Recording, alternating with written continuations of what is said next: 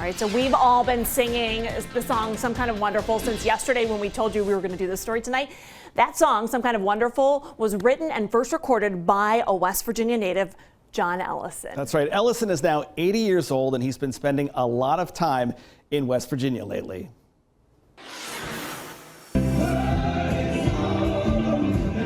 If you saw John Ellison on stage for Live on the Levee back in August, you would never believe that he's 80 years old. If you take care of your body, this is how you look when you're 80 years old. He eats right, doesn't smoke, and says he never drank or touched drugs in his life. And he rides his bike 5 to 6 times a week, 8 to 10 miles every time. I call it my private time. I get on my bike, put my headphones on, and I'm away from my grandkids and my kids, and I just ride. During that Live on the Levee concert, Ellison was presented with proclamations from the state of West Virginia and city of Charleston. Some kind of wonderful, yes you do. Ellison is best known for writing the song Some Kind of Wonderful in 1967 and first performing it with the Soul Brothers 6. It's been recorded by more than 60 artists, including Grand Funk Railroad, Joss Stone, Conway Twitty, and Rod Stewart. Some kind of wonderful. Ellison was inducted into the West Virginia Music Hall of Fame in 2015 and has performed all over the world, like this Soul Festival in Italy.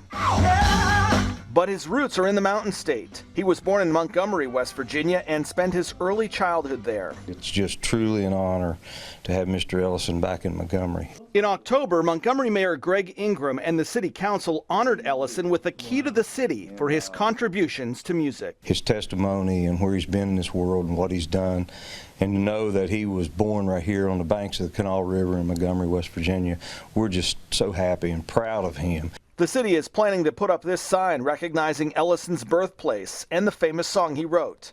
Ellison says he hopes to motivate people in his hometown and do whatever he can to promote the area. My message is, hold on to your dreams. There are a lot of dream killers in the world, but don't let anyone kill your dream, because dreams become reality.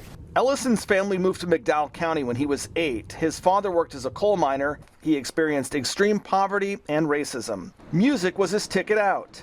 He taught himself to play guitar at 13 with a guitar his older brother brought back from the Army. He moved to Rochester, New York at 17 and has been playing ever since. Someone from the coal fields of West Virginia ventured out and pursued their career and made it.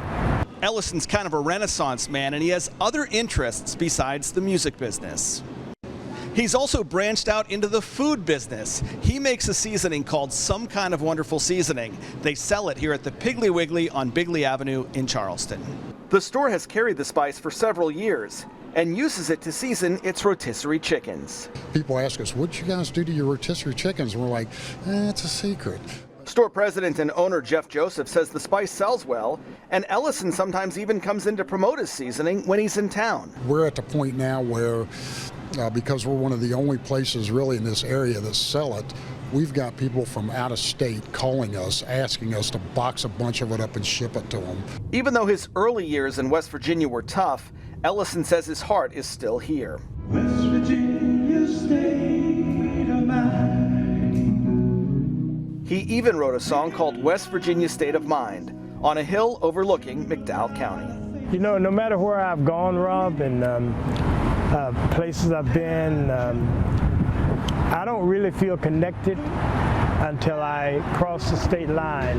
There's no place like home, even though And Ellison splits his time between Florida and Ontario, but he comes home to West Virginia several times a year.